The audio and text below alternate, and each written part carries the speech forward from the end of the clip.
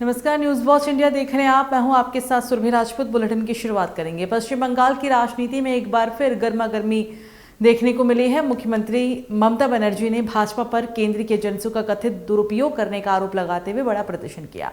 ममता बनर्जी ने कहा कि भाजपा अपने राजनीतिक विरोधियों को दबाने के लिए केंद्रीय एजेंसियों का गलत इस्तेमाल कर रही है। उन्होंने इस मुद्दे को लोकतंत्र के लिए गंभीर खतरा करार दिया।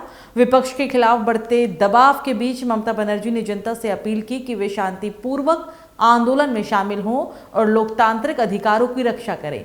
प्रदर्शन के दौरान उनके समर्थकों की भीड़ ने सड़कों पर जाम लगा दिया। तो कोलकाता की सियासत एक बार फिर से आज गर्मा गई। भाजपा युवा मोर्चा ने पश्चिम बंगाल की मुख्यमंत्री ममता बनर्जी के खिलाफ प्रदर्शन किया। भाजपा युवा मोर्चा का कहना है कि ममता बनर्जी ने राजनीतिक कारणों से आईपैक पर दबाव डाला और उसकी निष्क्रियता को प्रभावित भी किया।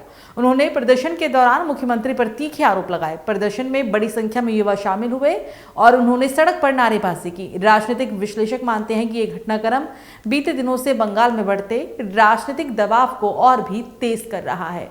चले बात होगी अब सिरमौर की, हिमाचल के, जहां जिले से एक दुखद खबर सामने आई।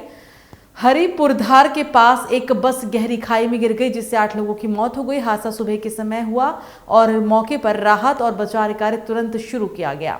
स्थानीय अधिकारियों के अनुसार बस सड़क किनारे से फिसलकर लगभग 100 फीट गहरी खाई में जा गिरी। मौके पर दमकल और पुलिस की टीम ने घायलों को बचाने का प्रयास किया। प्राथमिक राहत कार्यों में स्थानीय लोग भी जुटे। प्रशासन ने दुर्घटना की जांच शुरू कर दी है और मृतक के परिजनों को मदद देने की भी घोषणा की है।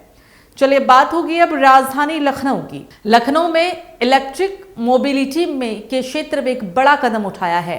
अशोक लेलैंड के एक नए ई व्हीकल मैन्युफैक्चरिंग प्लांट का उद्घाटन किया गया। इस मौके पर रक्षा मंत्री राजनाथ सिंह, केंद्रीय मंत्री एच.डी. कुमारस्वामी और मुख्यमंत्री योगी आदित्यनाथ मौजूद रहे। सीएम योगी ने फैक्ट्री का दौरा कर ई बसों का अंदर से निरीक्षण किया, जबकि राजनाथ सिंह ने ई बस में सफर कर परियोजनाओं का जायजा लिया।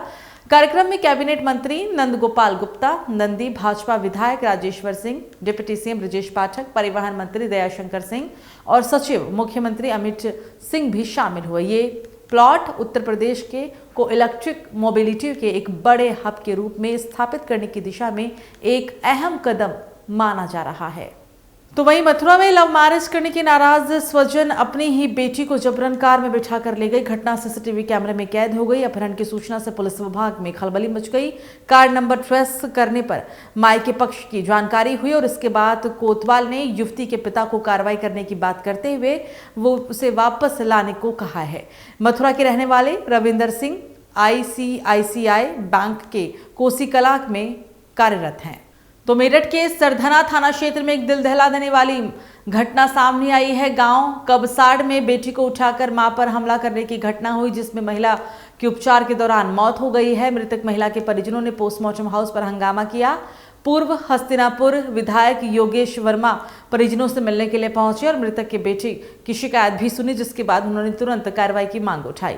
दलित समाज के सैकड़ों लोग पोस्टमार्टम हाउस के बाहर जमा हुए और न्याय की गुहार लगाते हुए नजर आए।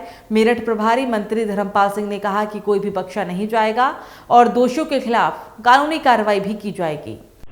कल थाना सरधना में घटित घटना में परिजनों द्वारा दी गई तहरीर पर पुलिस द्वारा 2 अभियुक्तों के विरुद्ध गंभीर धाराओं में मुकदमा दर्ज किया गया है।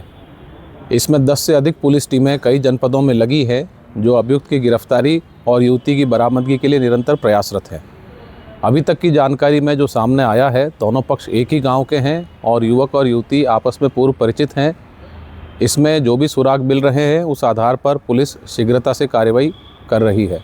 साथ ही में जो महिला इस घटना में घायल हुई थी, कल उनकी इलाज के दौरान मृत्यु हो गई, जिस पर पुलिस द्वारा पोस्टमार्टम पैनल से करवाया गया वीडियोग्राफी के साथ और शव को परिजनों के सुपुर्द किया गया है। पुलिस व प्रशासन के सभी अधिकारी निरंतर परिजनों के संपर्क में हैं और उनकी आवश्यक मदद की जा रही है। कानून व्यवस्था संबंधित कोई समस्या मौके पर नहीं है और शीघ्रता से अभियुक्त की गिरफ्तारी और युवती की बरामदगी के लिए गंभीर प्रयास किए जा रहे हैं। चलिए बात होगी अब देवभूमि उत्तराखंड की। देहरादून में प्रेस और मीडिया जगत के लिए एक अहम कार्यक्रम आयोजन किया गया। उत्तराखंड के मुख्यमंत्री पुष्कर सिंह धामी ने उत्तराखंड प्रेस क्लब की नवनिर्वाचित कार्यकारिणी की शपथ ग्रहण समारोह में संबोधित किया। मुख्यमंत्री ने पत्रकारों की भूमिका और मीडिया की आजादी पर जोर दिया और कहा कि प्रेस क्लब लोकतंत्र की मजबूत नींव के रूप में काम करता है। उन्होंने नई कार्यकारिणी को पत्रकारिता में पारदर्शिता और निष्पक्षता बनाए रखने के लिए भी शुभकामनाएं दी। इस मौके पर पत्रकारिता से जुड़े कई वरिष्ठ लोग भी मौजूद रहे। तो रुड़की के गणेशपुर से एक बड़ी खबर सामने आ रही है, जहां जल निगम के द्वारा बनाई जा रही पानी की टंकी को लेकर स्थानीय लोगों का गुस्सा अब सड़कों पर फूट पड़ा है। मामला इतना गंभीर हो गया है कि स्थानीय निवासियों ने माननीय उच्च न्यायालय का दरवाजा खटखटाया। आरोप है कि जल निगम और नगर निगम तालाब की भूमि पर अवैध रूप से टंकी का निर्माण करा रही हैं। तो बुलेटिन में फिलहाल मेरे साथ इतना ही। नमस्कार।